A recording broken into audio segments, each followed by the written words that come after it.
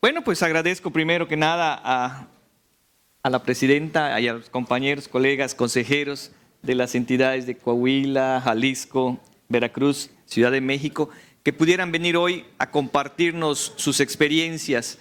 Y esta mesa panel la vamos a llevar a cabo en 2 rondas. La primera ronda va a ser una exposición de 10 minutos. Posteriormente habrá una segunda exposición de 5 minutos para por último proceder a las preguntas que hayan del público, ¿no? En este sentido me voy a permitir presentar a los panelistas que nos acompañan y en primer lugar presentaría yo a la consejera presidenta del Instituto de Coahuila, la maestra Gabriela María de León Farías. Tengo que poner esto ahora. Ella es maestra en Derechos Humanos con especialidad en Transparencia, Gobierno Abierto y Rendición de Cuentas por la Universidad Autónoma de Coahuila, especialista en Gobierno Abierto y Rendición de Cuentas por la Universidad Autónoma de Coahuila. Realizó cursos de posgrado en Derecho Familiar, Civil Familiar y Penitenciario por la Universidad de Salamanca en España. Licenciada en Derecho por la Universidad Autónoma de Coahuila. Desempeñó los cargos en el Poder Judicial de la Federación, en el Poder Judicial del Estado de Coahuila, así como en el Instituto Coahuilense de Acceso a la Información Pública. Es coautora de un libro, Juzgar con Perspectiva de Género, y ha participado con artículos en la revista Voz y Votos. Hoy es consejera presidenta del Instituto Electoral de Coahuila. Bienvenida. Gracias.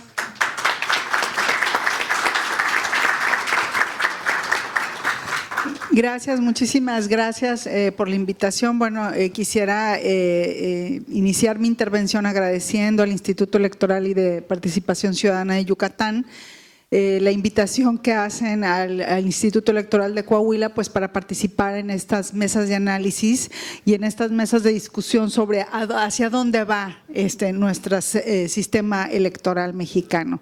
Agradezco por supuesto a Marilú, su presidenta, y a las y los consejeros electorales del instituto, y bueno, pues a todos los aquí presentes, a todos y a todas, gracias.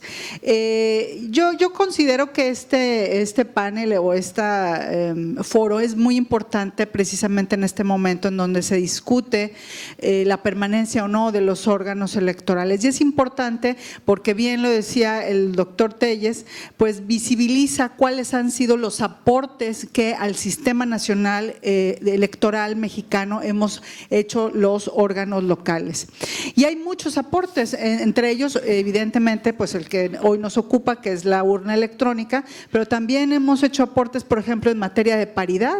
Hoy todos y todas celebramos que ya la paridad es una realidad y que bueno, está ya en la ley. Bueno, ese es un aporte del Instituto Electoral de Coahuila. La primera vez que se puso sobre la mesa los temas de paridad, bueno, pues fueron precisamente en nuestra entidad. Y otro tema que también resulta ser un aporte al Sistema Nacional de Elecciones es el voto electrónico o el voto digital. Nosotros en Coahuila hemos desarrollado los 2 sistemas, tanto el sistema de urna electrónica como el sistema de voto remoto, y ya los hemos utilizado con mucho éxito. En el de voto remoto lo hemos utilizado en elecciones universitarias, más adelante se los voy a enseñar, pero bueno, llevamos un camino andado y es por eso que agradezco que nos den la oportunidad de compartir estas experiencias y de analizar sobre las ventajas que nos representa el voto electrónico. La primera parte de la exposición me va a centrar en la urna electrónica, que la tenemos aquí presente. Este es nuestro último prototipo de urna electrónica. Estamos ya por sacar uno nuevo, pero bueno, por lo pronto este es el que estamos utilizando. Y como ya también lo dijo el doctor Telles, y no quisiera ser repetitiva, bueno, pues es un sistema por el cual las y los votantes emiten su voluntad o manifiestan su voluntad a través de un medio electrónico. ¿Cuáles son las ventajas de este medio electrónico? En primer lugar, habrá que aclarar algunas cosas. Este es un sistema que se implementa en las casillas, es decir, en los centros de votación hay que acudir al centro de votación y votar a través del sistema de urna electrónica. ¿Cuáles son las ventajas de su utilización? Pues es la agilidad y la rapidez en la votación. La certeza en el resultado, porque con el uso de la urna electrónica se evitan errores en el escrutinio y cómputo de las elecciones desde la casilla, y créanme que este ha sido un problema muy grave que se presentó en Coahuila en 2017, porque teníamos en la mesa contendiendo 15 partidos políticos, y de acuerdo a la reforma de 2014, bueno, pues ya no podías tú votar por la coalición, sino que tenías que votar desde la casilla por el partido político, y se fraccionaba el voto y ese cómputo se hacía desde la casilla. Bueno, en la elección de 2017 tuvimos 132 formas posibles de votar, porque había coaliciones flexibles y coaliciones totales y coaliciones parciales, y le resultó muy complicado el escrutinio y cómputo desde la casilla, lo que provocó que mucha información pues no llegara, es decir, muchos ciudadanos no pudieron hacer el escrutinio y cómputo, no pudieron llenar las actas debido a la complejidad, y bueno, pues la información no llegó al PREP porque pues simplemente no pudieron con el cómputo, ¿no? Entonces ese tipo de situaciones se evitarían con el uso de la urna electrónica. Otro tema también que representa una ventaja es evitar el voto nulo por error. A ver, hay mucho se discute si el voto nulo es un derecho del elector o no lo es. Creo que este no es un tema de este panel, pero lo que sí hemos detectado las autoridades electorales es que la mayoría de los votos nulos son por error o por confusión. ¿Sí? Porque resulta que en algunos distritos iban coaligados los partidos y en algunos distritos no. O por ejemplo, cuando hay elecciones concurrentes a nivel federal van coaligados y resulta que a nivel local no. Entonces los votos nulos la mayoría de las veces se emiten por error. En estos casos, bueno, la máquina te preguntaría si es tu voluntad anular el voto, y ahora sí ya, bueno, pues si lo quieres anular, pues lo anularías, ¿no? Pero evitarías el voto nulo por error. También otra de las ventajas es la reducción de costos a mediano y largo plazo. La urna electrónica pues nos evita todo lo que es el material de la casilla, que vienen siendo pues las mamparas para personas con discapacidad, el marcador que es un grafito especial, la mampara, la urna, el portaurna, pero además pues todo lo que es la documentación electoral también se ahorraría, ¿no? Y también todos estos gastos que erogan los funcionarios de casilla. En caso de una urna electrónica, pues únicamente necesitaríamos 2 funcionarios de casilla. Entonces, todo lo que se implica la capacitación, los manuales de capacitación, los simulacros y todo lo que gira alrededor de la capacitación de los funcionarios de casilla también se reduciría en costos. Y, por supuesto, el dinero que se eroga el día de la elección, pues para sufragar sus alimentos. Y una de las ventajas mayores pues sería que es amigable al medio ambiente. Todo el papel que nos estaríamos ahorrando, que al final del día tiramos a la basura, aunque esté marcado el voto o aunque esté llena el acta, pues va a dar a la basura, ¿no? Aunque lo reciclemos, pero es que se consume muchísimo papel. Y también, bueno, todo lo que los gastos relacionados con el agrupamiento y sellado de boletas, los costos que implican, bueno, pues darle de comer al personal durante el operativo, etcétera, ¿no? Y por supuesto también los posteriores a la jornada electoral, que serían los escrutinios y cómputos ya en los distritos o en los municipios. Creo yo que no sería no sería incluso necesario hacer un cómputo posterior, puesto que ya no habría dudas en el escrutinio y cómputo desde las casillas. Aquí les estamos mostrando la evolución de la urna electrónica, que empezamos en la primera generación con unos Ataris, con alfombras y así muy grandes, hasta bueno tener la última generación que es esta. Y bueno, comentarles que estamos próximos precisamente a sacar una nueva generación de urna electrónica, pero en esta ocasión lo que vamos a hacer es un concurso con las universidades que tengan carreras de informática para que sean las y los ciudadanos quienes diseñen el nuevo prototipo de la urna electrónica. Y bueno, este es el prototipo de la urna electrónica. Estas son más o menos las cuestiones técnicas. Tiene una estructura de plástico y aluminio, tiene una pantalla touch y bueno, pues por aquí ahorita que voten tiene un punto de venta que es la prueba física, por así decirlo, del voto que emitimos, ¿no? Tiene otras características como por ejemplo que está conectada a la luz eléctrica, eso sí, tiene que haber electricidad en el lugar donde se conecta. Sin embargo, en el caso de Coahuila no es un impedimento porque todas las casillas cuentan con luz eléctrica. También no está conectada al internet. Es muy importante aclarar eso porque el principal pretexto para que no utilicemos la urna electrónica es ese, no es que la van a hackear, desde el cielo va a llegar alguien y la va a hackear, pues no hay posibilidades de que la hackeen porque no está conectada al internet, o sea, no está transmitiendo datos a ninguna parte. También otra de las señalamientos que hay que decir es que no están interconectadas entre las urnas electrónicas.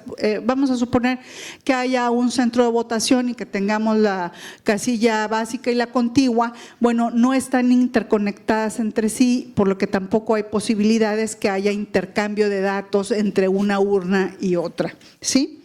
Y bueno, pues esto despeja todos los argumentos de cuáles son pues las desventajas, ¿no? De que pudiera haber o los argumentos en contra de la urna electrónica. No sé cómo ande de tiempo.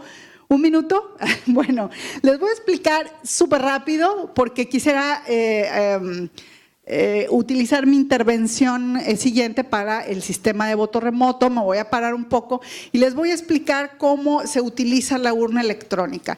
Estamos en una casilla en donde hay funcionarios de casilla seleccionados de la misma manera, de la manera tradicional, que son insaculados, que no se conocen entre sí, pero también están presentes los representantes de los partidos políticos, observadores electorales. Entonces, él o la ciudadana llegan con el presidente de casilla, se identifican de la manera tradicional, sacan su credencial de elector, se constata que estén en la lista nominal y el presidente o presidenta de casilla les entrega un código de barras que solamente es para activar la boleta. Este código de barras no está relacionado con la lista nominal, o sea, no hay posibilidades de relacionarlos y se desactiva al momento de que se utiliza. Entonces, el elector lo que hace es que activa su boleta. Aquí tenemos una elección de una reina bonita y de un rey feo de una secundaria. Se emite el voto, ¿sí? Se emite el voto. ¿Y qué es lo que sucede? Que nos da una prueba física de nuestro voto, ¿sí? Aquí nos dice por quién votamos. Y este voto se deposita en una urna y el elector pues se va a su casa sin ninguna prueba de que por quién votó, tal y como lo hace actualmente, ¿sí? Entonces, en caso de que haya alguna alguna duda respecto de los votos emitidos y se quiere hacer un recuento desde la casilla, pues lo único que hay que hacer es constatar los datos físicos con la cantidad de gente que votó en la lista nominal y bueno, los datos que ha emitido la urna electrónica. Y bueno, pues esto ha sido muy rápido. Voy a utilizar otros minutitos en la siguiente ronda para también explicarles el tema del voto remoto. Gracias. Muchas gracias, Gabriela.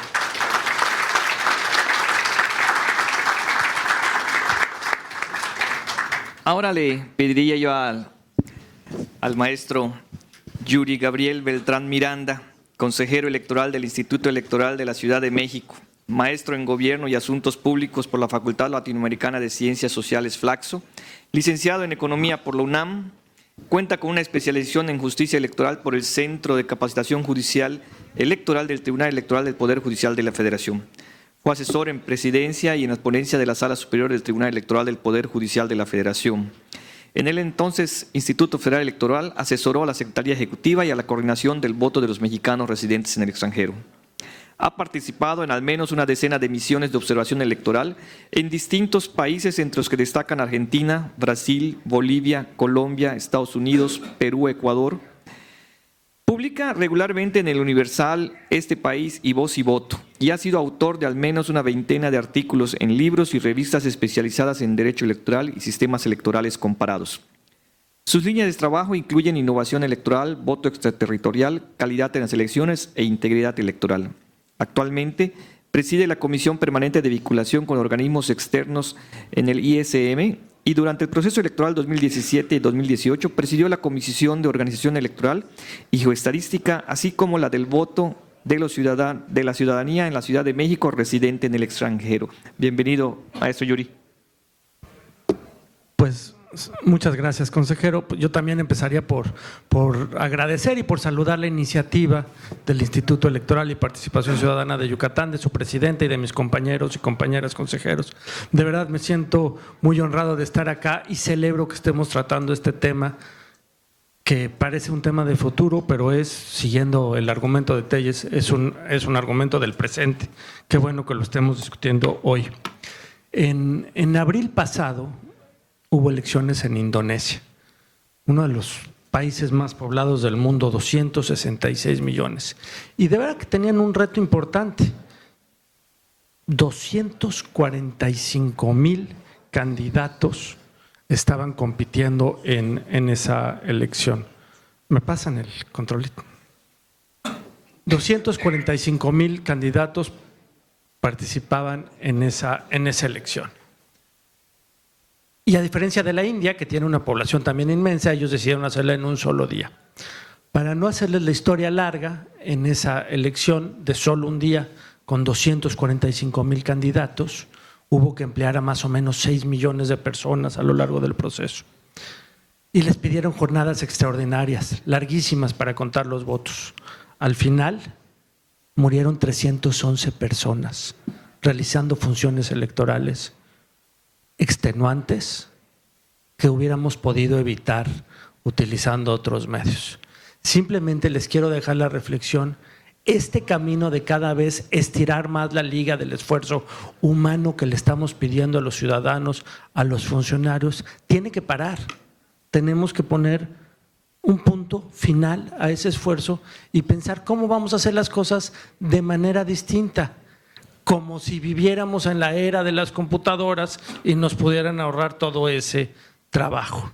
De verdad, la democracia no debe de costar vidas humanas. Yo les voy a hablar de un tipo especial de voto electrónico, del voto por Internet. Me entusiasma ese tema porque desde mi punto de vista, lo realmente sorprendente de la era que nos tocó vivir no es que los chips puedan realizar millones de cálculos en unos segundos o en menos de unos segundos. Lo realmente sorprendente es que esos chips están interconectados entre sí y esa interconexión puede hacer cosas formidables. Entonces, de la que yo les quiero hablar es de un tipo de voto electrónico, el voto por Internet, que desde mi punto de vista es el más ambicioso al que uno ahorita podría llegar, aunque ciertamente, y en eso coincido con la presidenta, el que más riesgos de desconfianza puede provocar. Y parto de un principio fundamental que no se me ocurrió a mí, es de un peruano estudioso del tema, Fernando Tuesta, dice: a mayor modernización del Estado, mayor perfeccionamiento de la democracia. Y Fernando lo demuestra eso a lo largo de un estudio comparado en Latinoamérica. Bueno, no quiero parecer ingenuo.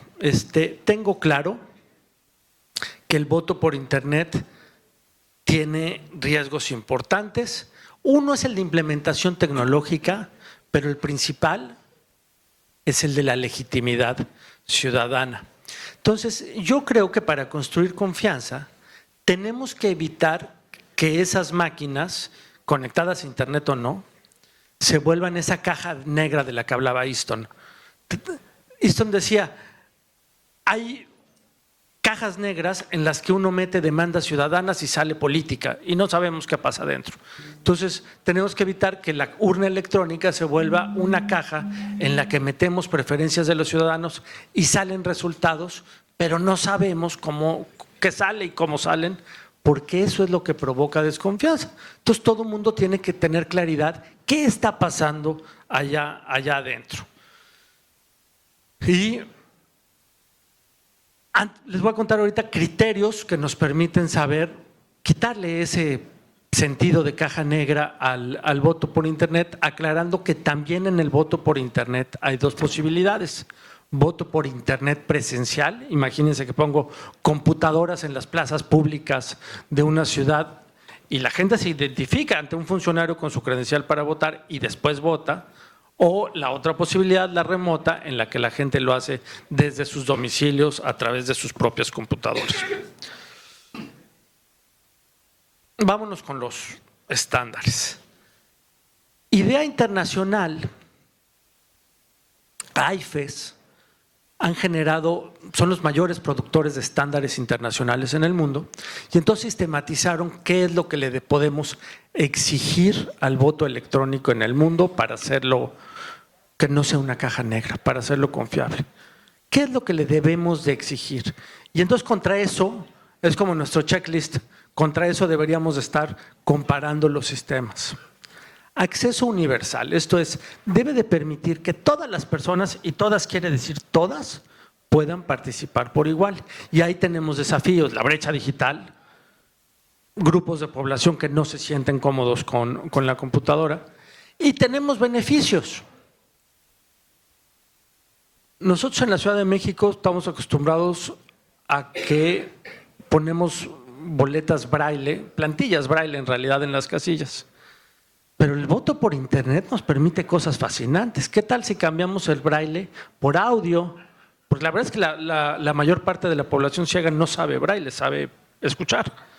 Y el voto por Internet permite el audio, permite posibilidades que no permite el voto físico.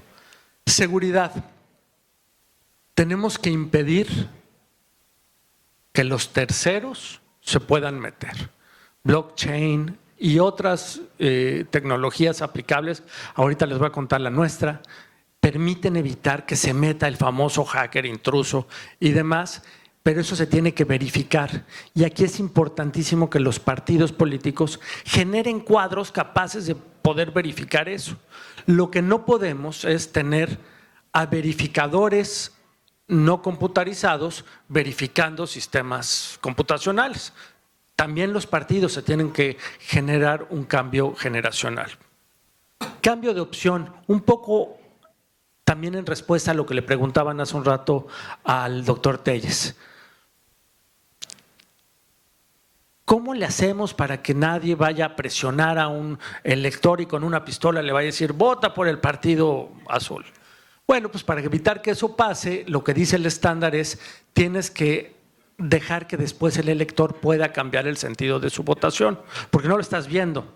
Entonces, cuando está el señor de la pistola, vota por el partido azul, y cuando se va el señor de la pistola, le dice ¡ja, ja! Y lo cambia por el partido blanco.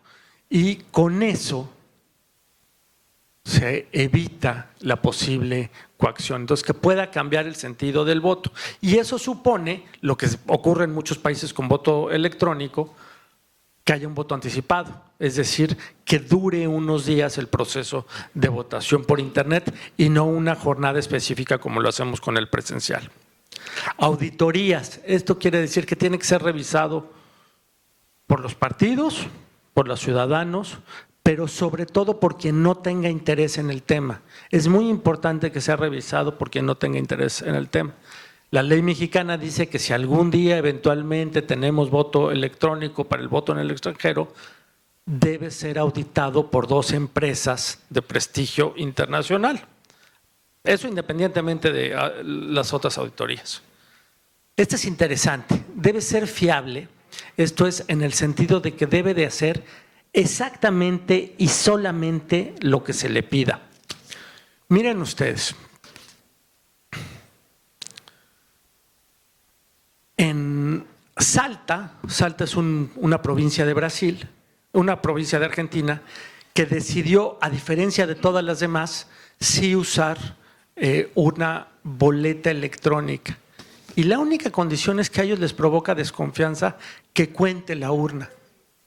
Ellos no quieren que la urna cuente votos, lo que sí hace la de Coahuila. Ellos quieren que no cuente votos. Y entonces hay que auditarla para estar seguros que no hace la operación más simple, que es sumarla, hace cualquier calculadorcita. Pues esa hay que auditarla para que no pueda sumar. De igual forma que a la de Coahuila hay que auditarla, que no transmita resultados por internet, porque justo lo que ofrecen ellos es que no está conectada a otras computadoras. Entonces, a veces es igual de importante verificar lo que sí hace como lo que no hace. La secrecía, esta es quizá la más importante, no debe de dejar rastros y debe de separar la identidad del votante del sentido de su voto. Y eso es un desafío en términos de ingeniería. Tenemos que tener claro quién votó y tenemos que tener claros los sentidos de los votos, pero esos tienen que caminar encriptados y por carreteras distintas para que nunca pueda uno saber por quién votó. Y debe de haber simulacros que permitan medir la eficacia. Y ahora sí voy a Brasil. Brasil y su urna electrónica hacen una cosa que yo veo que a los brasileños los deja tranquilos. El día de la elección hacen una muestra de urnas electrónicas y salen helicópteros, aviones y demás a recoger las urnas que salieron sorteadas. Ya estaban en su lugar donde van a ser utilizadas, pues vienes de regreso. Y las traen. Y convocan a niños y hacen una elección, pues como la del Rey Feo y la Reina Bonita, en ese caso era personajes de Walt Disney.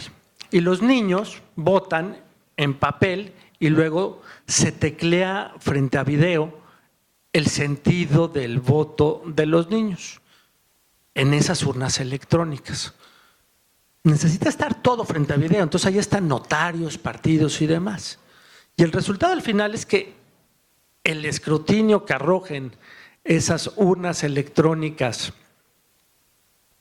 aleatoriamente seleccionadas tiene que ser perfectamente igual que el que tenemos en papel. Siempre ha sido perfectamente igual. Y eso a los brasileños los deja muy tranquilos. Más allá de la prueba de los ingenieros en tecnología de los partidos y demás, necesitan los ciudadanos tener una prueba física palpable que salga en la televisión y que ellos puedan ver que la urna no está truqueada. Y una y otra vez han visto que la urna no está truqueada. ¿Cómo voy de tiempo? 1 minuto. Bueno, hay 9 países con voto por internet.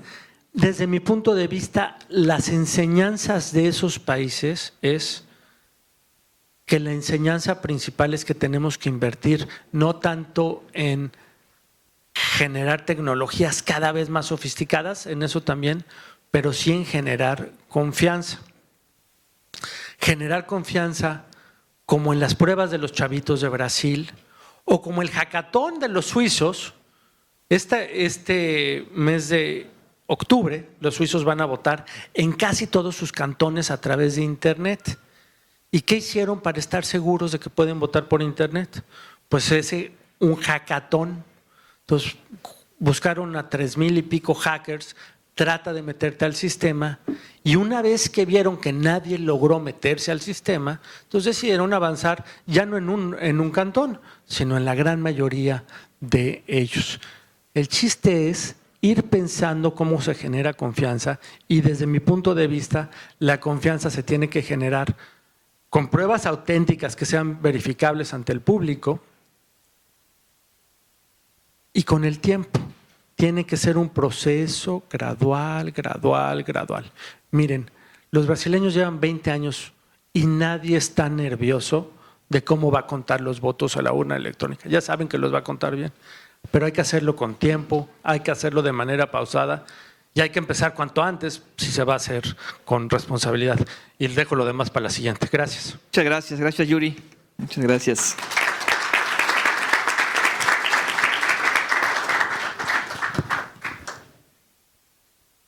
Bueno, ahora le pediríamos al maestro Miguel Godínez Terríquez, licenciado en Derecho por el Instituto Nacional Enrique Díaz de León, maestro en Derecho Electoral por el Instituto Prisciliano Sánchez del Tribunal Electoral del Poder Judicial del Jalisco, doctorante en Derecho Electoral en el Instituto de Investigaciones y Capacitación Electoral del Tribunal Electoral del Estado de Jalisco, especialista en Justicia Electoral en el Centro de Capacitación Judicial Electoral del Tribunal Electoral del Poder Judicial de la Federación y actualmente es consejero electoral en el Instituto Electoral y de Participación Ciudadana de Jalisco. Bienvenido, maestro.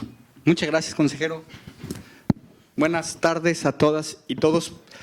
Primeramente quiero agradecer desde luego la invitación a participar en este panel al Instituto Electoral y de Participación Ciudadana del Estado de Yucatán, así como desde luego consejero, y desde luego para mí es un honor compartir con ustedes las experiencias que hemos tenido en la utilización de la urna electrónica en el Estado de Jalisco.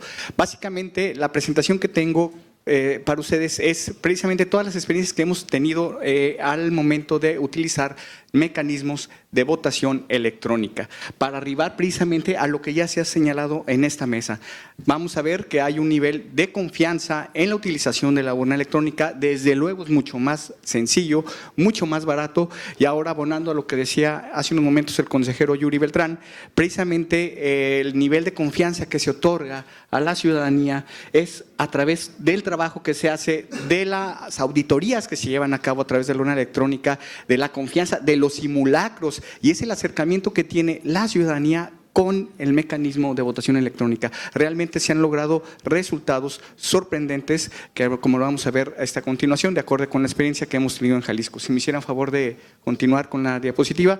Básicamente nuestra experiencia que hemos tenido nosotros en Jalisco abarca desde el año 2005, poco después de…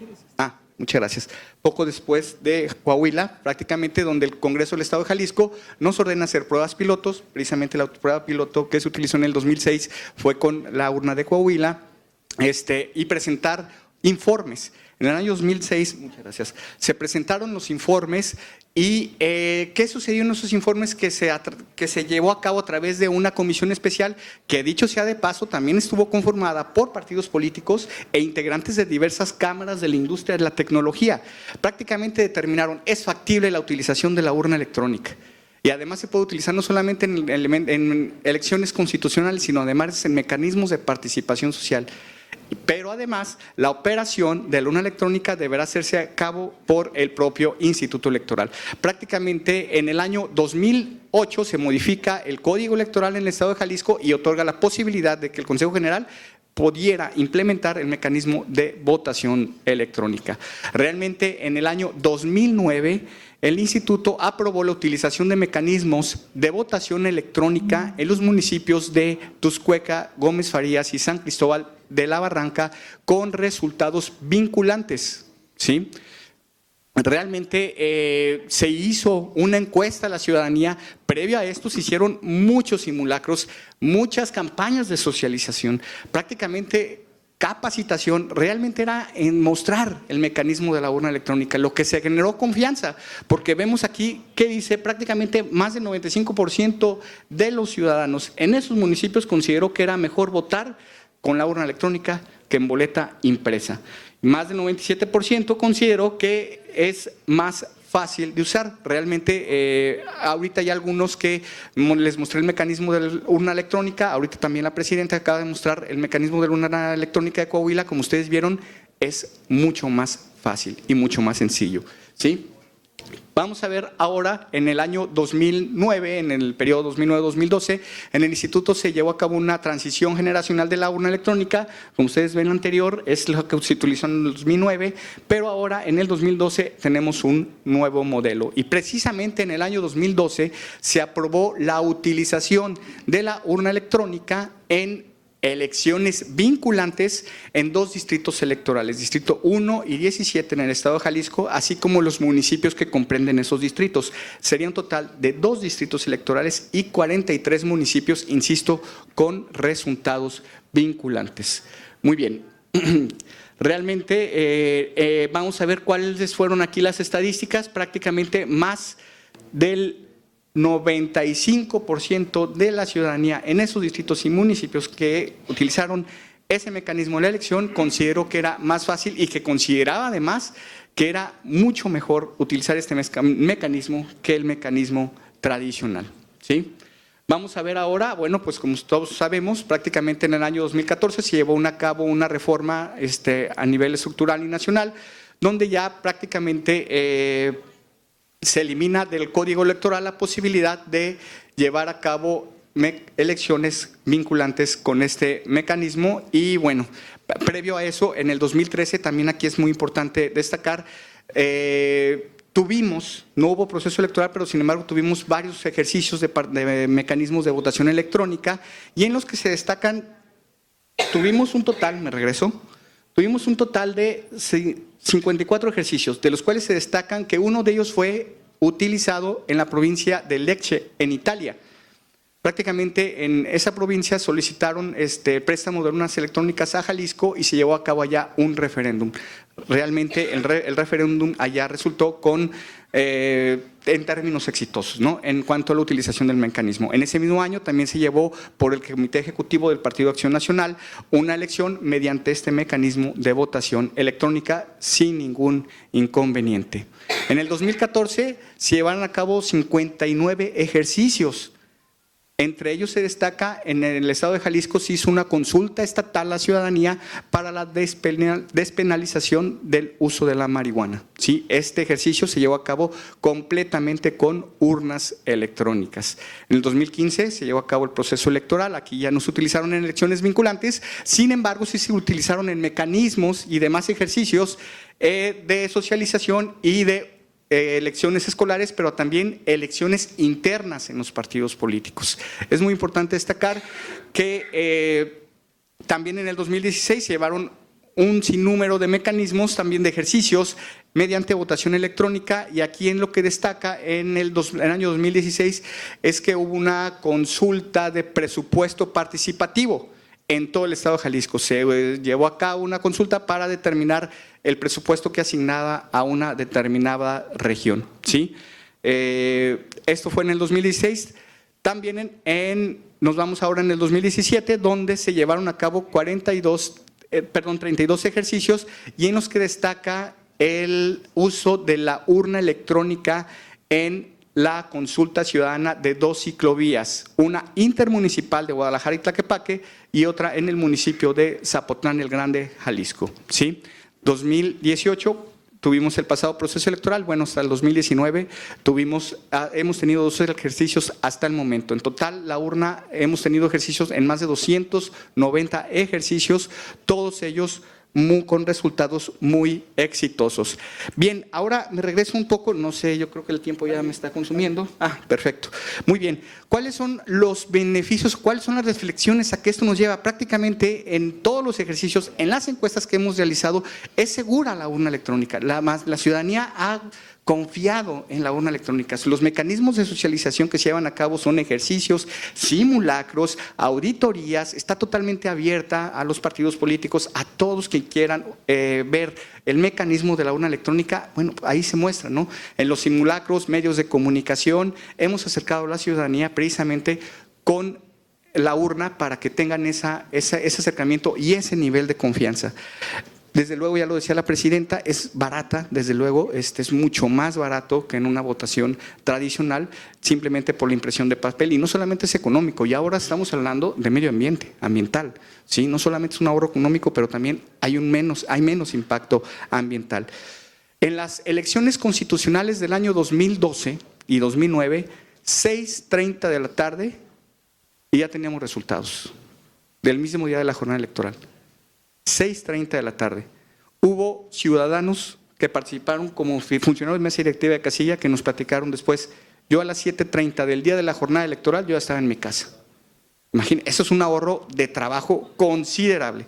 La capacitación para los funcionarios de mesa directiva de casilla realmente fue solamente los comandos, o sea, realmente fue capacitar sobre los comandos que se tienen que utilizar para operar la urna electrónica, pero sin embargo ya no hay posibilidad en cuanto al llenado de las actas, precisamente pues se elimina la posibilidad de error. Me preguntaban hace unos momentos, bueno, entonces elimina la posibilidad de conflictos postelectorales. Bueno, por lo menos en cuanto al cómputo de los votos no hay error y está garantizado. Que si, por ejemplo, habrán otras circunstancias que, oye, no se presentaron los funcionarios de mesa directiva de casilla y se tomaron de otros que no deberían. Bueno, esas son cuestiones ajenas a la utilización de la propia urna electrónica.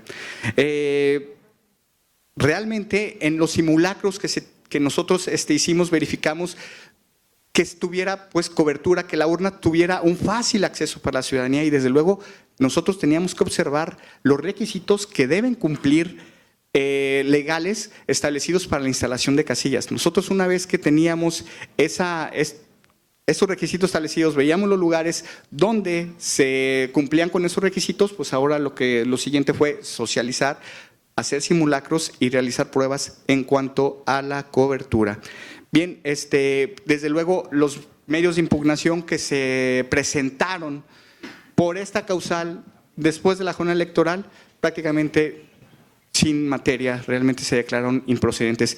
Quisiera hablar todavía de mucho más, creo que el tiempo ya no me alcanza, pero bueno, dejaría los siguientes comentarios para la posterior participación. Les agradezco mucho su atención. Muchas gracias. Muchas gracias, maestro Godínez. Bueno, y ya le cederíamos su turno al Juan Manuel Vázquez Barajas, al maestro Juan Manuel Vázquez Barajas.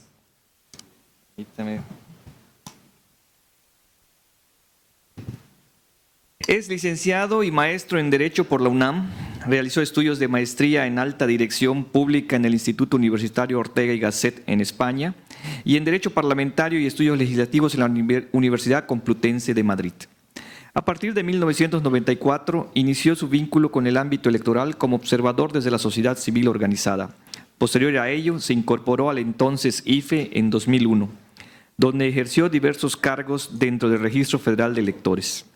De 2010 a 2013 fue asesor del Consejo General, fungiendo como secretario técnico de la Comisión de Quejas y Denuncias durante la elección presidencial de 2012. Desde septiembre de 2015 se desempeña como consejero electoral en el OPLE Veracruz, donde ha coordinado distintos periodos los trabajos para la administración eficiente de recursos públicos, la modernización de procesos de prerrogativas de los partidos políticos, el PREP, el conteo rápido, políticas de innovación tecnológica, evaluación, transparencia y gobierno abierto del organismo electoral de Veracruz. Y es a partir de agosto también ejerce actividades de docencia en diversas universidades del Estado. Bienvenido, maestro Juan Manuel. Gracias. Agradezco mucho a Instituto Electoral de Yucatán. Un gusto compartir con colegas. Un gusto saludar a la presidenta de Coahuila, Gaby de León. Hablaré de un tema del cual estoy convencido de su necesidad de implementación. Parto de lo que hemos construido en México como sistema electoral, un sistema electoral que más candados no puede tener, más sellos de seguridad no puede tener. Esto es, instalamos 155,000 casillas en 80,000 domicilios, pero no decimos la verdad, solo son 80,000 centros de votación. Pero inventamos casillas básicas y cuantas contiguas sean necesarias. Marcamos de tinta indeleble a las personas para que no se atrevan a ir a votar a otra casilla. Entregamos boletas impresas con 14 o más medidas de seguridad a nivel nacional. Imprimimos algo así como 540 millones de boletas electorales en 2018, tanto federales como locales.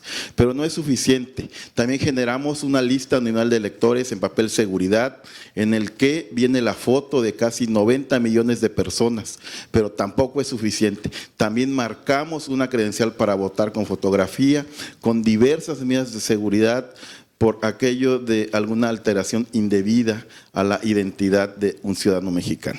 Pero no es suficiente ello, y perdón por el sarcasmo, pero ponemos bodegas electorales con cámaras de video resguardadas por el ejército, y no pueden ser abiertas si no está la firma de los representantes de los partidos políticos, y hoy las cadenas de custodia son más importantes para los tribunales que el mismo voto público. Múltiples representaciones de partidos en todas las etapas procesales electorales en México. Sin eso no hay una elección válida ni legítima en México. Eso no ocurre en ningún otro país, solo ocurre en México. Y eso tiene un costo aproximado, de eso que pueden ver en la pantalla, de 45,000 millones de pesos, que fue el gasto electoral del Estado mexicano en el año 2018. Cuando lo digo y lo comparto con la ciudadanía en eventos académicos, y cuando estoy en la Universidad Veracruzana, cuando pienso que la Universidad Veracruzana solo usa 2,000 millones de pesos en 2018 frente a las 22 posibilidades de gasto electoral, ni siquiera la Universidad Autónoma Metropolitana en Ciudad de México cuenta con más de 5,000 millones, el IPN apenas llega a 10,000 millones, y un poco menos la UNAM, algo así como 38,000 millones de pesos. Pero no solo es un tema de ese entramado, y ese entramado tiene como base la desconfianza. Todo ello es porque no creemos entre nosotros mismos, porque creemos que nos vamos a hacer trampa, no logramos en gran medida superar aquel trauma postelectoral de 1988. Después de un poco más de 30 años de ese trauma, seguimos pagándolo en forma anual, en costo y beneficio. Pero no solo lo pagamos en términos de inversión pública de dinero, también lo pagamos en términos de tiempo.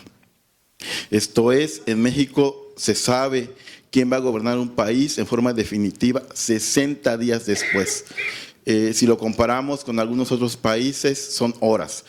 Votamos un domingo, ese domingo hay escrutinio en la casilla.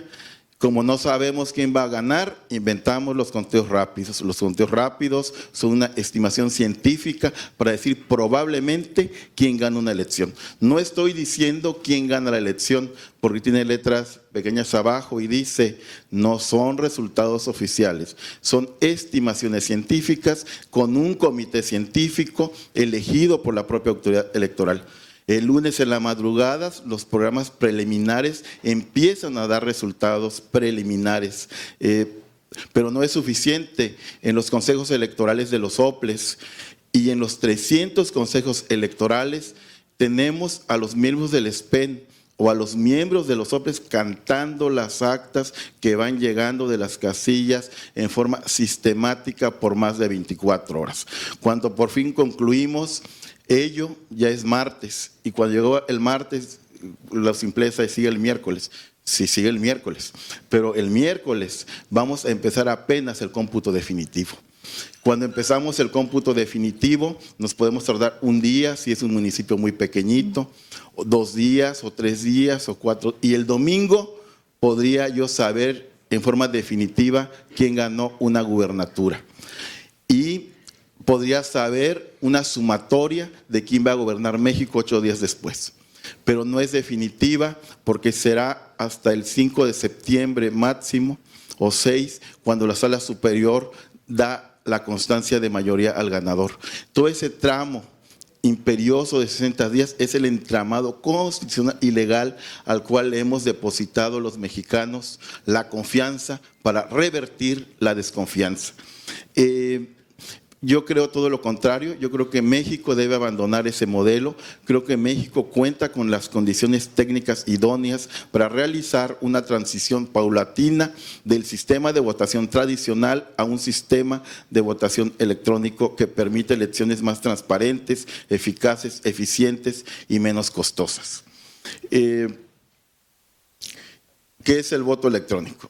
Lo decía muy bien el doctor Telles, dos mecanismos muy simples. Se emite el voto y se cuenta. Así de simple es el voto electrónico. ¿Qué etapas podemos tener y diferenciar en diferentes mecanismos? Primero, tengo que identificar digitalmente al votante. Segundo, tengo que hacer una emisión electrónica de votos, sea por celular, por internet u urna electrónica, esto es presencial o remoto. Hay una transmisión de resultados electrónicos o no desde la casilla y el cómputo electrónico de votos. ¿Qué ventajas tiene? Ya les decían muchos de mis compañeros, es más fácil votar, menos votos nulos o inválidos, resultados el mismo día, generaría desde mi percepción más participación si el voto es remoto que ir o hacer que las personas vayan a un centro de votación a votar en una urna electrónica. No con ello digo que no deban ponerse centros de votación ni tampoco urnas electrónicas, pero hoy solo poner urnas electrónicas no resuelve el problema. Simplemente el esquema mecánico se digitaliza, pero ahí no está la solución. Hay que hacer una realidad el voto remoto. Esto es poder votar desde cualquier lugar. Yo no pierdo mi calidad de veracruzano con salir de mi sección electoral. Yo no pierdo la calidad de ciudadano por solo ir a la Ciudad de México el día de las elecciones, porque no puedo votar remotamente para una gubernatura, para una senaduría, cuando sí puedo hacer operaciones bancarias, cuando puedo hoy tener diversas ventajas que me da la tecnología.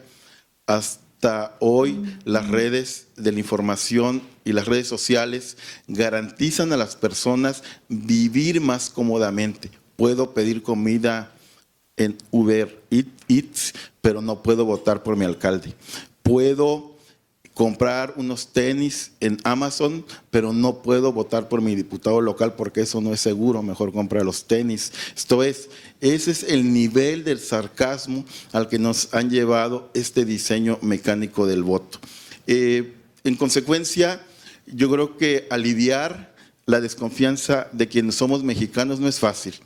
Cuando te plantas en un auditorio acostumbrado a desconfiar entre sí, yo digo, tenemos, y ahí coincido mucho, como lo decía el consejero Yuri, si no empezamos, si no damos un primer paso, si no nos arriesgamos, vamos a seguir haciendo foros y vamos a seguir generando ideas y construyendo probables escenarios, pero no modificando la realidad. En ese sentido, yo creo que un primer esfuerzo se puede hacer hacia el 2021. Yo hago una propuesta de un tránsito en 3 procesos electorales federales y a ello me refiero solo a elecciones federales, dejando un poco de lado los esfuerzos que puedan hacer los órganos locales y los soples en elecciones locales. Llevando una inercia, yo creo que el INE está preparado para dejar de imprimir 1,5 millones de cuadernillos cada 3 años y que luego hay que andar recogiendo y que luego no devuelven y luego hay procedimientos sancionadores y luego los soples tenemos que perseguir a medio país y no los encontramos y luego tenemos que empezar no iba a decir inventar, no, tenemos que empezar a justificar dónde quedaron los cuadernillos impresos. Vayamos a la lista nominal digital electrónica o digital como una primera medida en 2021, donde el ciudadano se pueda identificar biométricamente desde la casilla. Hoy el INE lo hace con los bancos.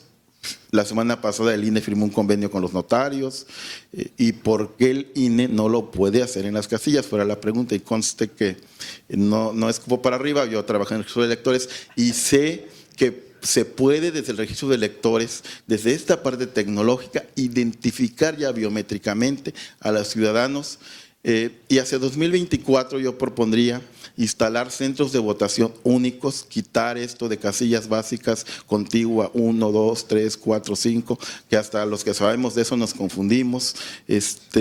Y hablemos de frente, son centros de votación únicos en 80,000 domicilios, son los que hay.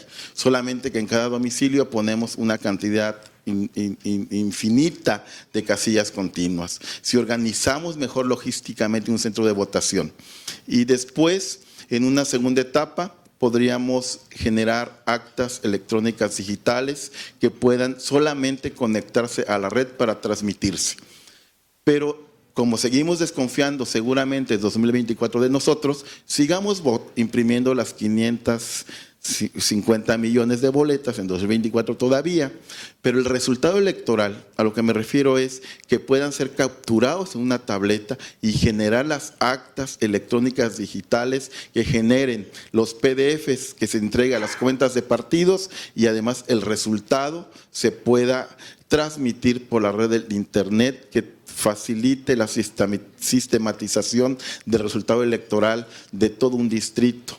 Y finalmente, yo propondría hasta 2027, ya probado que se puede ser seguro y transmitir, ir a un ejercicio de urna electrónica en centros de votación, celular e internet.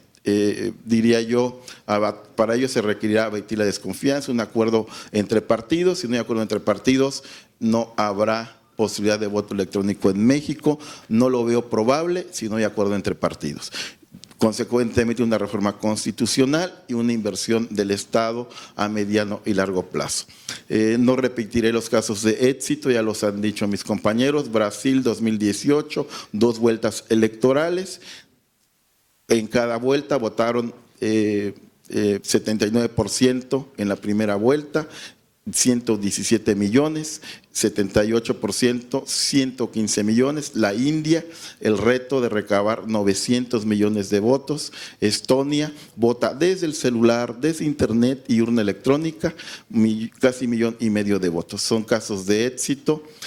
Concluyo, creo que México es viable el voto electrónico, pero con la condición de que sea paulatino. Yo creo que puede ser más rápido en función de cómo los actores políticos se pongan de acuerdo. Es cuanto. Muchas gracias. Muchas gracias, Juan Manuel. Muchas gracias. Sin duda que en esta primera ronda ya hemos tenido varias palabras clave, varios conceptos. Construir confianza, abatir desconfianza y ya nos han mostrado algunas maneras de hacer esto, ¿no? Mediante la urna conectada o no a Internet. Y también las experiencias válidas y exitosas que se han tenido no solo en nuestro país, sino inclusive a nivel mundial. Seguiremos con la próxima ronda de 5 minutos, por favor, y le pediríamos a la maestra Gabriela que por favor hiciera uso de la voz. Gracias. Gracias. Pues muy interesantes las charlas que hemos tenido el día de hoy con los compañeros de los diferentes organismos públicos locales electorales. Y bueno, yo continuaría precisamente en a ver si me le pueden nada más regresar unas diapositivas en donde diga elementos de seguridad. Quiero nada más concluir cuáles son los elementos de seguridad de nuestra urna electrónica, que insisto, esta es para un centro de votación y no para votar de manera remota. Al inicio de la votación, este mismo punto de venta que imprimió los votos, imprime el acta de inicio, que es un ticket como en donde se garantiza y se asegura que esta máquina no tiene votos agregados.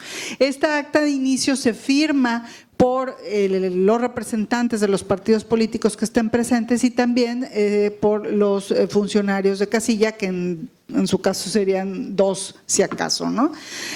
Y bueno, pues esta se guarda para garantía de que no hay votos agregados en esta máquina. Se vota y al final de la jornada electoral el acta de escrutinio y cómputo es exactamente igual. Se emite un ticket en donde se dice cuántos votos tiene la máquina, que evidentemente tiene que coincidir con el número de votos que tienen registrados el presidente de casilla en la lista nominal, y también se firma por los representantes de los partidos políticos. Evita otro problema, que es el número de copias.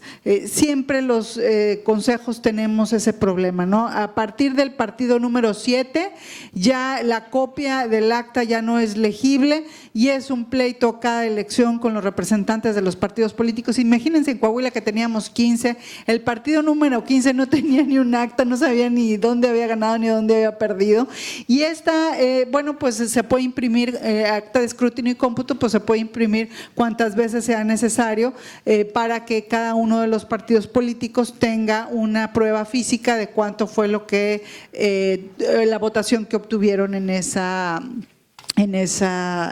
casilla. Y finalmente, bueno, pues los elementos de seguridad. Aquí por aquí les pasé un código de barras. Ese código de barras se desactiva al momento de la votación, es decir, que no hay posibilidades que voten 2 veces con ese código de barras. Y también, bueno, el sistema es auditable por 4 vías, ya sea por la vía física y también por la vía electrónica.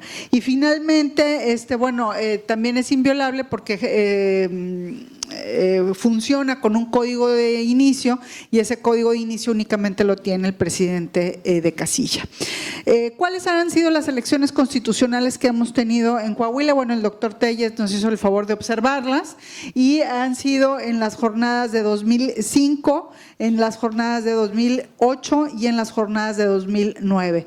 Todo iba bien hasta que el Código Electoral de 2016 eliminó una parte del artículo 186 del Código Electoral que decía que había la posibilidad de votar por medios electrónicos. Actualmente, bueno, pues estamos otra vez haciendo el cabildeo con los partidos políticos, que además están muy receptivos en el tema, para que haya una nueva reforma al Código Electoral de Coahuila y nos permitan de nuevo utilizarlas en las elecciones constitucionales. También hemos utilizado otros procesos vinculatorios, como por ejemplo en el caso de las universidades. La Universidad Autónoma de Coahuila es la de las pocas universidades que tienen voto universal. Generalmente las universidades tienen voto ponderado. Entonces aquí utilizamos para tanto sociedades de alumnos como para las elecciones de los rectores o de los coordinadores, hemos utilizado la urna electrónica. Y también lo usamos mucho, y esto es algo muy irónico, porque lo utilizamos mucho en los ejercicios de elecciones internas de los partidos políticos. Entonces resulta que son ellos los que siempre dicen que no confían en el sistema electrónico, pero inmediatamente se termina la elección y nos piden que por favor les organicemos sus elecciones internas con la urna electrónica. Bueno, pues esto de qué se trata, ¿no? Este año solamente vamos a organizar hasta ahorita 7 estados del Partido Acción Nacional, y volvemos a lo mismo, pues tiene un voto ponderado y resulta muy complejo el escrutinio y cómputo desde la casilla. Entonces es también un poco el discurso político doble de que, bueno, no confío en ti, pero sí confío para mis procesos internos, ¿no? La siguiente, por favor. Bueno, ya hablamos de los beneficios de la urna electrónica, y quisiera yo hablarles también del sistema del voto remoto. Nosotros en el Instituto Electoral también hemos desarrollado un sistema de voto remoto que ya lo hemos utilizado en ejercicios básicamente de las universidades, en donde los alumnos con movilidad académica, es decir, aquellos alumnos que están estudiando sus semestres en el extranjero o en alguna otra campus, alguna otra fuera de Coahuila, pueden emitir el voto para sus autoridades autoridades universitarias. Y ha resultado ser un sistema de mucho éxito que incluso en algunos casos ha definido la elección. Tuvimos un caso de una facultad en donde el voto remoto fue quien decidió quién era el ganador de la dirección, creo que fue en aquella ocasión. Y bueno, pues ahí hay un sistema de validación, las personas interesadas se registran, evidentemente se verifica que estén en la lista nominal, que tengan derecho a votar, que sí sean alumnos registrados, que efectivamente tengan la situación de movilidad, se les da un código de acceso y solamente el sistema se abre unas horas el día de la elección para que las personas puedan votar desde el lugar donde anden, ¿no? Y bueno, yo insisto, ya para concluir, que somos los institutos electorales quienes tenemos que desarrollar estas tecnologías. Yo coincido totalmente con el consejero Yuri Beltrán que no debemos dejar que otras empresas desarrollen, porque al final del día los expertos en procesos electorales somos nosotros, ¿no? Y podemos impulsar estos desarrollos desde el interior de nuestros institutos. Todas estas tecnologías, tanto el voto remoto como la urna electrónica, han sido desarrolladas por el personal del Instituto Electoral de Coahuila, antes Instituto Electoral de Participación Ciudadana. Se requiere un poco de voluntad pues para apoyarles, pues para darles los insumos y para animarles a que desarrollen estos sistemas, pero resultan ser en la mayoría de los casos mucho más efectivos que si los desarrollara una empresa que no tiene la más mínima idea de lo que son las elecciones. Y finalmente, estos sistemas son auditables. Por supuesto, el tema de la auditoría ya lo llevamos muy avanzado. Todos los que manejamos PREP y que nosotros hacemos los PREPs, pues tenemos un sistema de auditoría que, bueno, tenemos que cumplir con esas auditorías para que el PREP pueda funcionar, ¿no?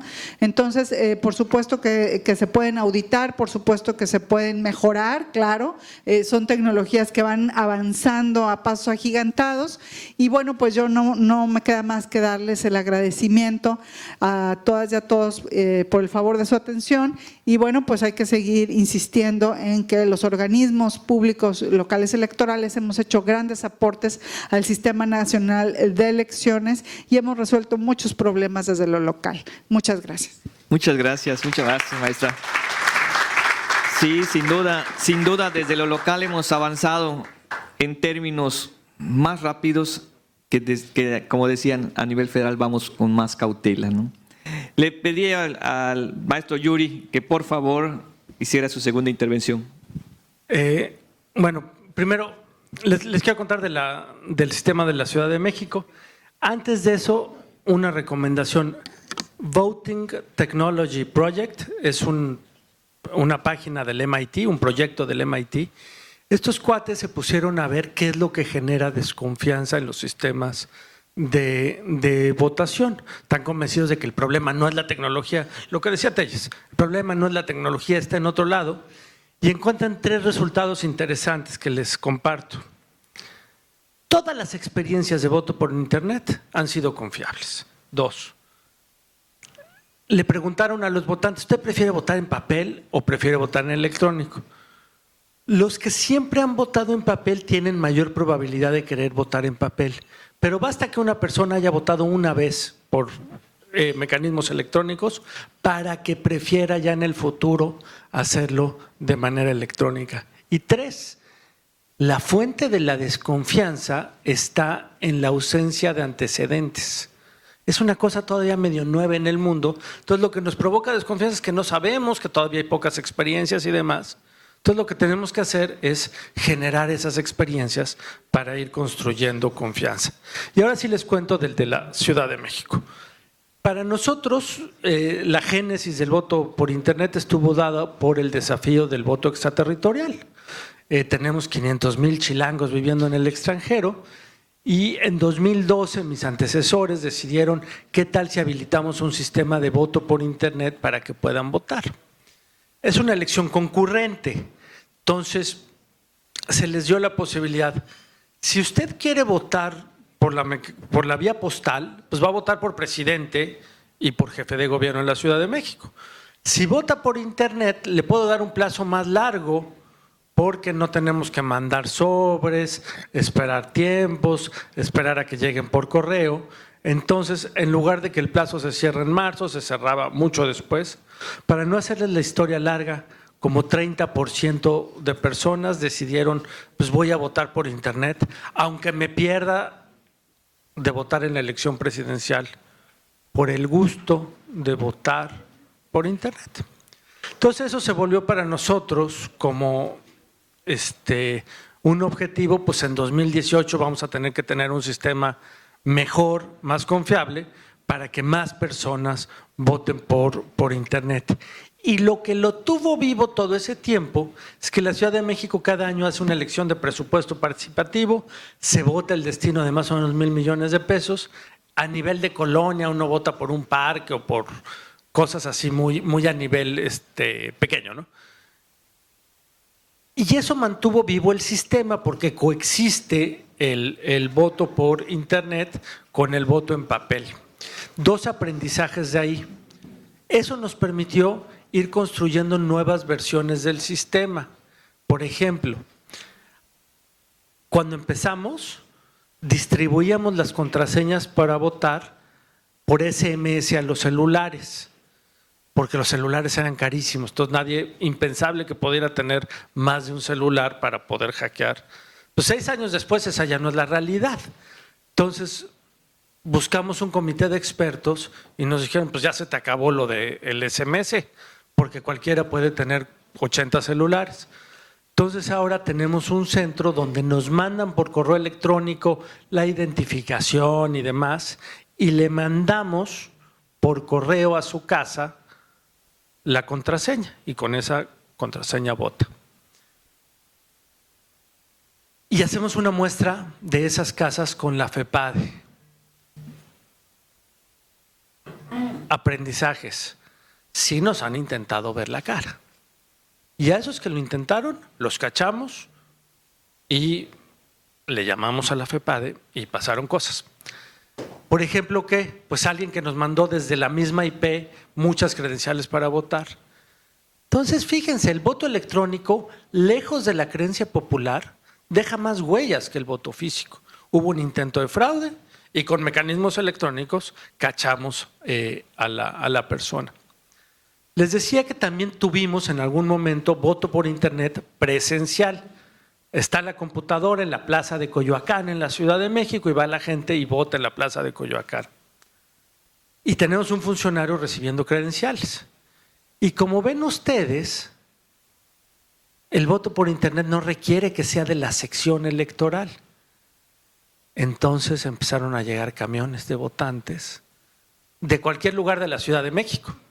No tiene que ser de la sección electoral. Dijimos, no, pues eso sí es un peligro.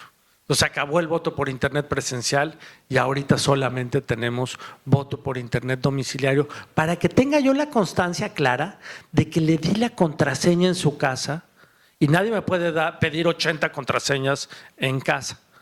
¿Es viable seguir con el mecanismo de entrega de contraseñas? Desde mi punto de vista, cuando crezcan los números, se va a volver inviable. Lo que nos dijo el comité de expertos es ese argumento de Telles, pues tenemos que avanzar hacia el reconocimiento facial. Tener la siguiente tecnología de voto por internet en la Ciudad de México deberá sustituir la entrega de contraseñas por reconocimiento facial. Y a juzgar por los casos, por ejemplo, por el de West Virginia o por el de Suiza, pues esa es una tecnología que ya está al alcance de la mano. Ya podemos avanzar hacia allá. Creo que es una inversión que ha valido la pena. Miren, si uno pone las boletas electorales que imprimimos en la Ciudad de México, una y luego la otra y hace una línea, puede trazar uno la línea del viaje de Cristóbal Colón. Todo ese papel, y luego muchas de esas no se utilizan, se van a la basura porque ya sabemos que no van a llegar a votar. Entonces, de verdad, volvámonos serios y ahorrémonos ese papel, gastémoslo en tecnología y se va a volver una inversión que nos va a servir en el futuro, siempre y cuando le estemos utilizando. Algunas conclusiones así rápidos ya para cerrar los 5 minutos que estoy estirando. Yo sí creo que el voto migrante es el desafío que tiene más este país, en el que mejor se justifica lo que hagamos de voto electrónico. Es carísimo mandar un sobre y regresar un sobre por voto postal a un migrante que además está escondido y no nos quiere dar su credencial, no nos quiere dar su domicilio y tiene buenas razones para estar escondido, ¿no? Entonces, el voto por internet de verdad recupera esas necesidades y lo vuelve fiable, siempre y cuando seamos muy cautos en la manera en la que se construyen los padrones. Invertir en tecnología, y con el tiempo se puede amortizar. El otro día me preguntaban, ¿y cuánto va a costar ese sistemita que usted quiere? Pues el primer año mucho, y la próxima vez nada. Y entonces lo justo es amortizar ese costo entre todas las ocasiones en las que se va a utilizar. Brasil tiene ahorita unas urnas del año pasado, unas de hace 5 años, unas de hace 9, y todas coexisten, van ahí renovando gradualmente su planta de urnas electrónicas. Una que a nosotros nos generó gran resultado es que en todas las deliberaciones del voto por internet caminamos junto con los partidos políticos. Y primero los tuvimos resistentes con R mayúscula, y con el paso del tiempo fueron bajando, pero hay que acompañarnos en ese proceso de construir confianza. Y termino con esta idea que ya ha salido varias veces en la mesa: hay que hacerlo gradualmente. Yo diría dejar unos años el papel y lo electrónico funcionando, pero hay que empezar con lo electrónico, vinculante, ya, para que se empiecen a generar esos antecedentes que dicen los del MIT que hacen falta en los países para construir confianza, para que haya antecedentes sobre cuáles contrastar cosas. Termino ahí, muchas gracias. Muchas gracias, Yori. Bueno, pues ahora le pediremos al maestro Godínez que nos dé su segunda intervención. Muchas gracias, consejero y presidenta. Precisamente lo que usted señalaba del proceso de evolución que sucedió en Coahuila, también sucedió en Jalisco. Íbamos muy bien con resultados, la utilización de la urna, 2012, bueno, viene la reforma ya para el 2015. Si bien 2014 hubo la reforma, si bien en el 2015 no se llevó a cabo este mecanismo de votación, sí se llevaron a cabo diversos mecanismos de participación ciudadana, elecciones internas, elecciones escolares, mecanismos de socialización, entre otros. Bien, déjenme comentarles que en el caso de la urna de Jalisco, sí tiene un mecanismo de transmisión en 2 momentos. Déjenme explicarles. Lo que ya comentaba aquí la presidenta es que al inicio, cuando se instala la casilla, la urna transmite: oye, ya estoy instalada y ya estoy operando. Y ese proceso de transmisión aproximadamente dura 2 segundos. Imprime las actas en donde marca que precisamente la urna todos están en 0. No está conectada a internet durante el proceso de votación y vuelve a abrir un segundo momento de transmisión por los mismos 2 segundos al final, cuando dice cierra la urna y transmite. Me preguntarán ustedes, oiga, y bueno, la cuestión de seguridad, precisamente se han establecido candados de seguridad. Todo el mecanismo de votación está encriptado y además pasa por un proceso de certificación. No solamente basta, se los digo en términos menos tecnológicos o menos técnicos, sucede que nuestro servidor le pregunta primero a la urna: oye, ¿quién eres? No, yo soy la urna 1. Perfecto, ya te identificaste, ahora certifica que eres tú. Y todo eso es un proceso de encriptación. 2 segundos es más o menos lo que tarda el proceso de transmisión, lo que prácticamente es imposible o muy difícil el proceso de alguna otra circunstancia, ¿no? También es importante señalar, la urna de Jalisco además imprime, como ya también la de Coahuila, un acta al inicio que firman los funcionarios de mesa directiva de casilla, así como los representantes de los partidos políticos. Por ahí alguien me preguntaba hace unos momentos, entonces el papel, desde luego que es un ahorro considerable, porque ahora con esta urna solamente se consume el papel necesario. No es de que yo tenga que imprimir tantas veces pueda utilizarse el papel. Ahora con este mecanismo es el necesario. Ahora bien, el papel, si me permite, Presidenta, el papel que se utiliza, prácticamente los rollos tienen un costo aproximado de 200 pesos, más o menos, mientras que si yo pongo todo el papel que se utiliza en una casilla, bueno, pues creo que es muchísimo más, ¿sí? Gracias, Presidenta. Entonces, ese es el mecanismo. Realmente, respecto de lo que comentaban, la resistencia de las urnas electrónicas, prácticamente Jalisco en el 2012 adquirió este modelo que déjenme decirle que es prácticamente el software está diseñado y patentado por el propio Instituto Electoral y la urna tiene desde el 2012. Realmente se ha utilizado durante los mecanismos que ya les comentaba y sigue operando. O sea, realmente ya de todos los mecanismos que ya se utilizó fueron más de 290, como ya les expuse, pues realmente el costo en papel, en operación, pues sigue. O sea, realmente es un ahorro significativo y todavía puede continuar trabajando la urna no sé por cuántos años más. Pero esa es una ventaja enorme. O sea, realmente insisto, no solamente son en términos económicos y ahora más que nunca también tenemos que pensar en términos ecológicos, ¿sí? Además de las horas que se trabaja en los conteos, como ya los puso el consejero Yuri Beltrán de la Ciudad de México, efectivamente, los cómputos, escrutinio y cómputo, una mesa directiva de casilla que en promedio tiene que estar ya listo para instalar la casilla tipo 5:30, 6 de la mañana para poder llevar a cabo todos los procesos que tiene que desarrollar.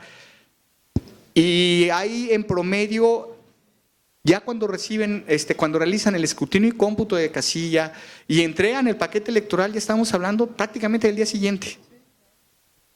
Y en el consejo, ahora cuando vienen los consejos, en los cómputos en los consejos distritales y municipales, son horas, o sea, son jornadas inhumanas realmente, ¿sí?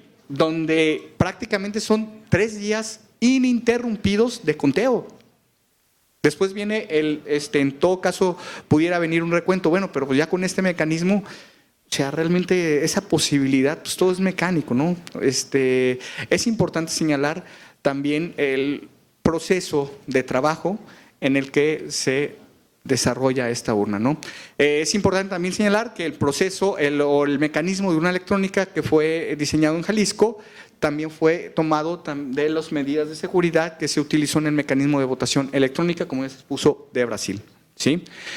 Yo digo, es un tema para muchísimo más, pero me gustaría más después abrir el diálogo con todas y todos para empezar a profundizar en más temas. Hasta aquí mi participación. Nuevamente agradezco al Instituto Electoral, de verdad agradezco la iniciativa, es un tema que necesariamente tenemos que abordar y bueno, esos son precisamente aunado a lo que decía ya la consejera, desde el Instituto Electoral del Estado, las aportaciones y experiencias que hemos tenido en materia de voto electrónico. Les agradezco mucho su atención. Muchas gracias, Miguel. Muchas gracias, pero quiero compartirles que esta iniciativa además fue estimulada por mi amigo Juan Manuel, que además le toca su turno para sus 5 minutos. Gracias. Espero que sean 3, por la hora y por todo. Ya hay hambre. En primer lugar, diría yo, no tengamos miedo al tránsito a lo electrónico o a lo digital. Hay miedo porque el miedo se funda en la desconfianza y hay desconfianza porque se cree que lo que se puede hacer mecánicamente se puede hacer electrónicamente. Esto es, si hay actividades no legales en lo mecánico, creo que puedo repetir las actividades no legales en lo digital o en lo electrónico. Somos una cultura basada en la desconfianza, entonces tenemos que ir generando antecedentes de construcción de confianza.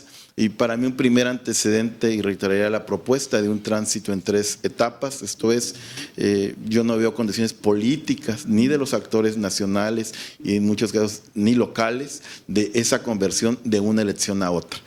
Lo primero, yo haría una identificación biométrica de electores hacia 2021 En 2024, actas electrónicas de transmisión de resultados desde los centros de votación, y hacia 2027, urnas electrónicas en centros de votación con la posibilidad de votar remotamente para abaratar el costo de la instalación de los centros de votación. Yo creo que generando esos tres antecedentes estaríamos en condiciones de hacer un tránsito paulatino a las elecciones en forma más ágil. Yo quiero concluir con esta frase: el sistema electoral mexicano, la forma en que votamos, del cual nos sentimos orgullosos, de 1990 al año 2000, se agotó en el 2000.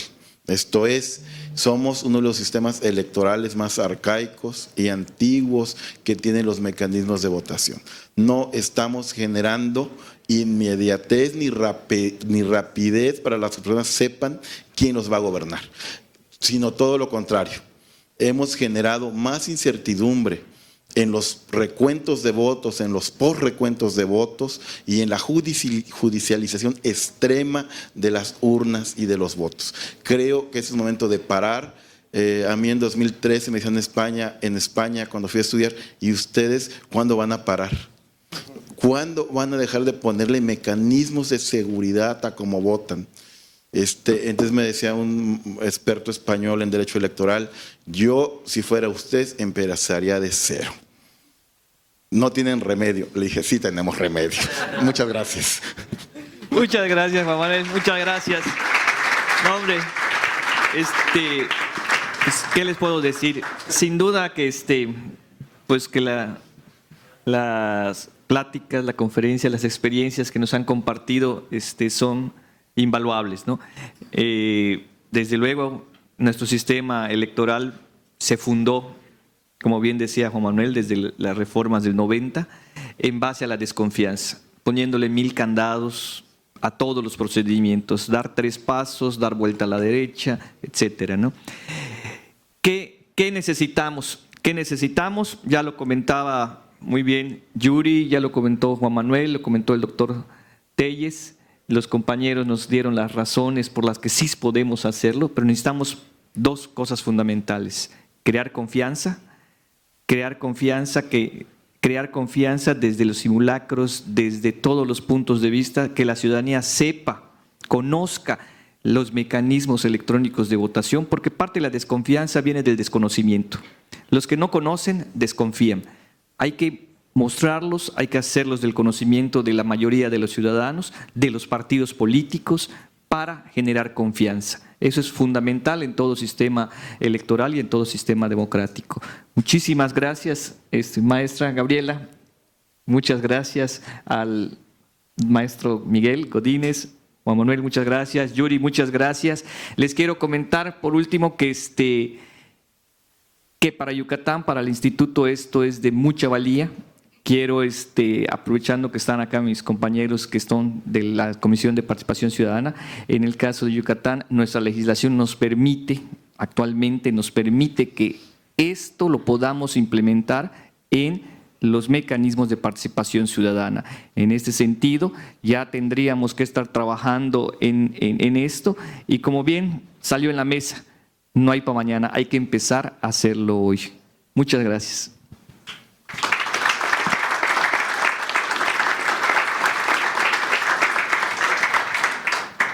Muchas gracias a la consejera, a los consejeros. Ahora abriremos la ronda de preguntas y respuestas. La primera pregunta es: ¿qué avance existe para establecer en las leyes el voto electrónico? ¿Existe alguna iniciativa? ¿En cuánto tiempo podría ser una realidad a nivel nacional?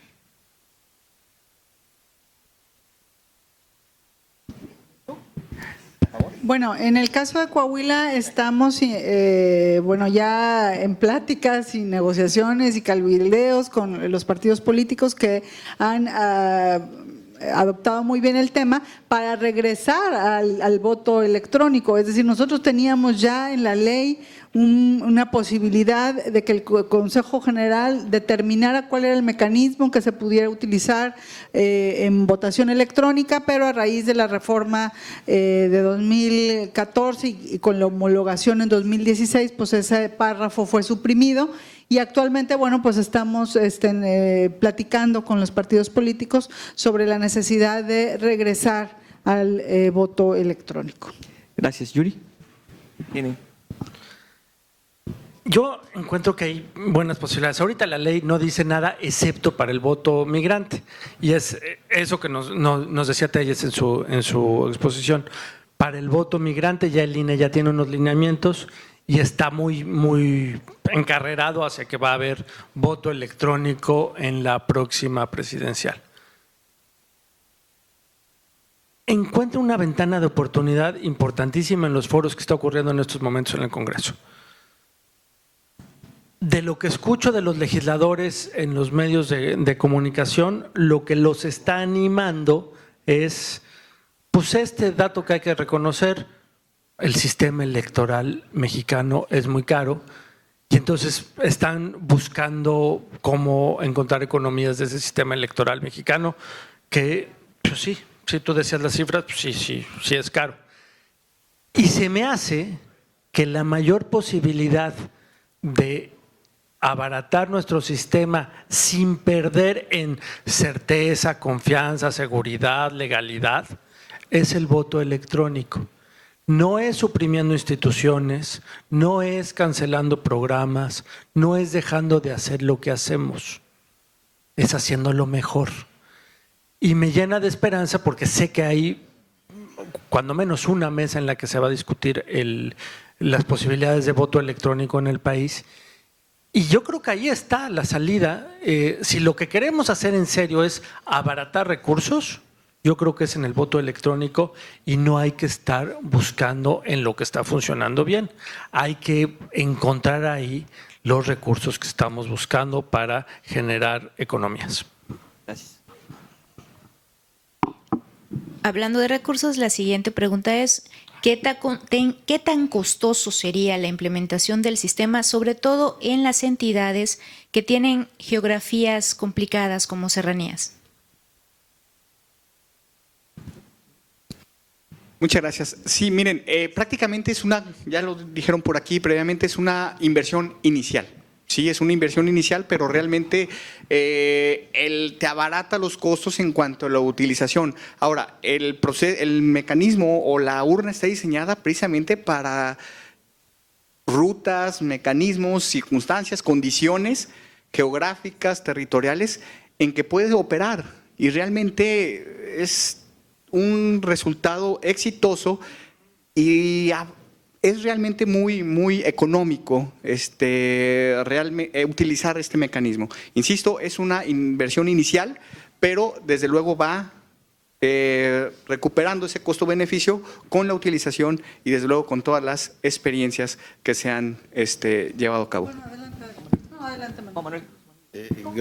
Gracias.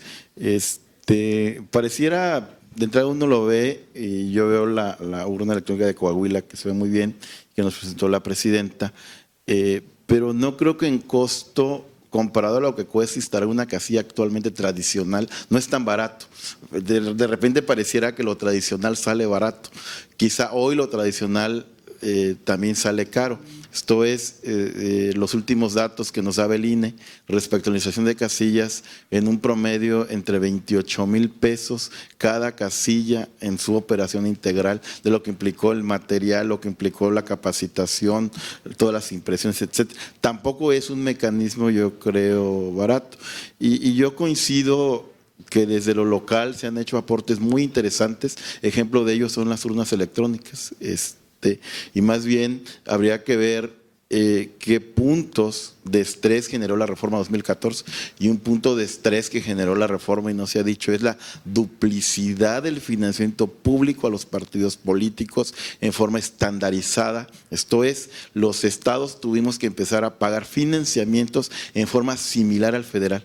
Es algo que no se ha debatido, esto es, hay un doble financiamiento que es por lo que se llega a la cifra mayúscula de ese financiamiento público a partidos políticos. Solo el año pasado de esos 45,000, 15,000 millones iba destinado al financiamiento público, tanto federal como local. Esto es, también desde lo local hemos construido alternativas de financiamiento que abaratan. Por ejemplo, nosotros en Veracruz en 2017 tuvimos elecciones municipales. Teníamos que instalar centros de captura de actas del PREP en 212 municipios. ¿Cómo lo hicimos? Lo hicimos con tecnología móvil del celular. Esto es, simplemente diseñamos una base fija, a la base fija le trepamos un celular y instalamos algo así como 170 centros de captura con tecnología móvil y le dijimos al INE, perdón, pero no me alcanza para escáneres ni me alcanza para todos los tramos de control, porque tengo consejos municipales de 3 casillas, otros de 20, otros de 50, y ahí tengo que lograr una sistematización de más de 100 municipios. Y creo que desde lo local también los órganos electorales hemos dado ejercicios tecnológicos como el que hoy se nos presenta y también de ahorro del gasto. Y creo que el extremo del argumento de que sale caro, también decirlo sin análisis es un extremo no considerado.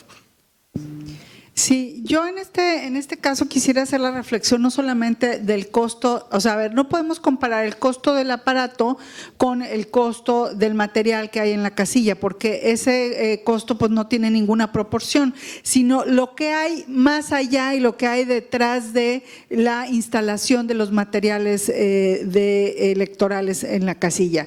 A ver, nosotros tenemos que hacer, hay que ir a México, bueno, quienes están en CDMX, está muy padre porque las empresas que hacen el papel, las boletas, están generalmente en la Ciudad de México. Entonces nosotros tenemos que trasladarnos con todos los representantes de los partidos políticos a costa del Instituto Electoral para que vean ellos, certifiquen ahí en la fábrica que se están realizando las boletas electorales. Por lo menos son 2 viajes por elección. Eso se pudiera ahorrar. Pero también hay otros costos, como por ejemplo los operativos de armado, sellado y enfajillado, que no conformes con solo tener una boleta en papel, además hay que sellarla y hay que contarla y hay que rezarle ahí algunas oraciones para que se vaya en el paquete, ¿no? Esas horas hombre, pues también resultan costosas porque hay que contratar al personal, pero además en la mayoría de los casos hay que también darles de comer. Y bueno, otras situaciones que también se ahorrarían mucho, por ejemplo, en el caso de los cómputos. En Coahuila en 2017 recontamos el 97% de todos los paquetes electorales, pues precisamente porque las y los ciudadanos no pudieron llenar el acta de escrutinio y cómputo. Entonces la manera en cómo nosotros lo resolvimos es abriendo todos los paquetes y volviendo a contar en los comités municipales y distritales los votos de nueva cuenta. Pues esa operación resulta muy costosa porque están todos los representantes, están todos los consejos municipales y distritales y hay que atenderles y darles de comer durante el tiempo del cómputo. Eso también se ahorraría. Entonces, si ahorita hacemos el cálculo, bueno, definitivamente es mucho más barata la urna electrónica. Y finalmente, pues los temas ambientalistas. Todos, bueno, tiramos el papel a la basura. Claro, lo reciclamos y somos muy responsables y lo mandamos reciclar, pero en la última elección que tuvimos una elección, nos dieron un certificado de que habíamos talado, creo que eran 300 árboles o 400 árboles. A mí de verdad me dolió el estómago porque somos un estado con unas zonas desérticas muy fuertes y con carencias de agua, y que estemos insistiendo en talar árboles porque no confiamos en otras tecnologías, pues eso, el argumento por sí solo no se sostiene. Gracias. Muchas gracias, Gladys. Sí, sin duda el costo de la urna el costo directo no sería solo eso, ¿no? Implicaría todos los ahorros en papel, en tiempo, en horas tiempo y en beneficio de los trabajos de los ciudadanos el día de la jornada y los cómputos, por supuesto, ¿no? A eso tendríamos que adicionarle todo esto, no solo el costo directo de la urna, ¿no? Gracias. La siguiente. ¿Cómo capacitarán o capacitarían al electorado, sobre todo en comunidades rurales con población indígena? Perdón, gracias. Sí, precisamente es una cuestión. Miren, en el Distrito 1, la experiencia que tenemos en la elección del 2012, donde se llevaron a cabo el ejercicio vinculante, el ejercicio de elección vinculante, se capacitó precisamente en comunidades de población mayoritariamente indígena, y realmente fueron precisamente ellos en un avasalladora mayoría lo que nos dijeron es mucho más sencillo. Realmente lo que se tiene, la capacitación es prácticamente señalarles, mira, estos son los comandos donde tú activas la función de dar acceso al elector, donde tú imprimes las actas, donde cierras la urna, y realmente solamente son esos comandos, y realmente te evitas la capacitación en cuanto al llenado del acta, en cuanto a los demás mecanismos que se pueden llevar a cabo en un proceso, en una votación tradicional. Realmente la capacitación es muy sencilla, realmente la capacitación es muy ágil y muy práctica. Insisto, lo que se abona mucho también al nivel de transparencia y confianza. ¿Sí? Gracias. A ver, en el caso dicen, hay comunidades indígenas. A ver, eso no quiere decir que sean personas sin preparación. O sea, las comunidades indígenas, por supuesto que pueden transitar a estas tecnologías y a muchas otras. En el caso de la urna de Coahuila, la propia urna te va guiando paso a paso. A ver, ponga su elector aquí en el código de barras, vote por la opción de su preferencia, póngale la opción de votar, recoja su ticket. Entonces, realmente la urna le va dando las indicaciones al elector de manera audiovisual, porque también ese es otro tema. ¿Qué pasa con las personas con discapacidad? ¿Cómo votan? Bueno, los van guiando de manera audiovisual. Entonces, en cuanto a los electores, no es un problema.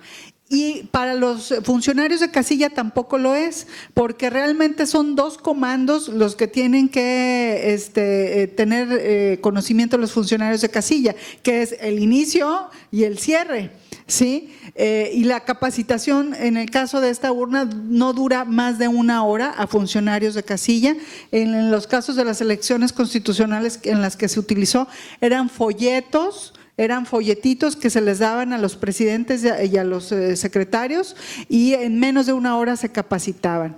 Eso además pues nos ahorraría muchísimo material de capacitación y muchísimas horas de CAES y de capacitadores que estén tratando de decirle a la gente cómo hacerlo. Y bueno, solo para poner un ejemplo, en el caso de Coahuila, en 2017 pues el acta de escrutinio y cómputo tenía 132 formas posibles de votar, y aún así hubo comunidades rurales que no tenemos indígenas, pero sí tenemos ejidos y sí tenemos campesinos que llenaron de manera perfecta sus actas de escrutinio y cómputo. Gracias, Gaby.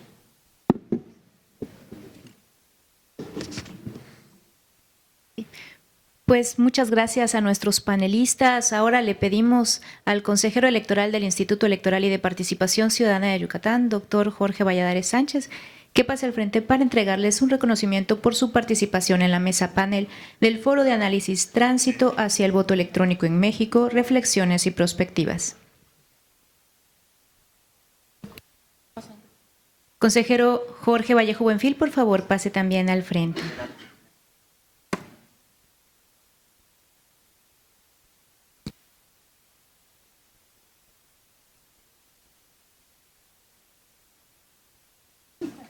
te ilusiones.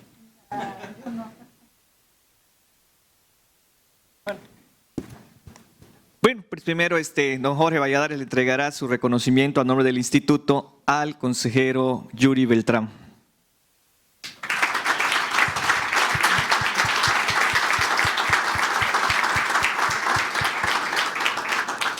Le pido a mi compañero, el consejero Vallejo, que le entregue su reconocimiento al maestro Miguel Godínez, por favor.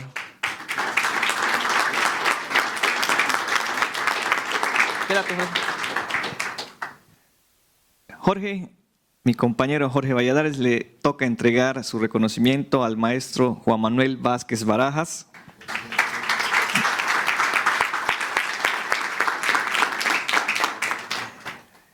Y Gabriela María de León. Felicidades. Muchas gracias. Les invitamos para que se acerquen para la foto así oficial.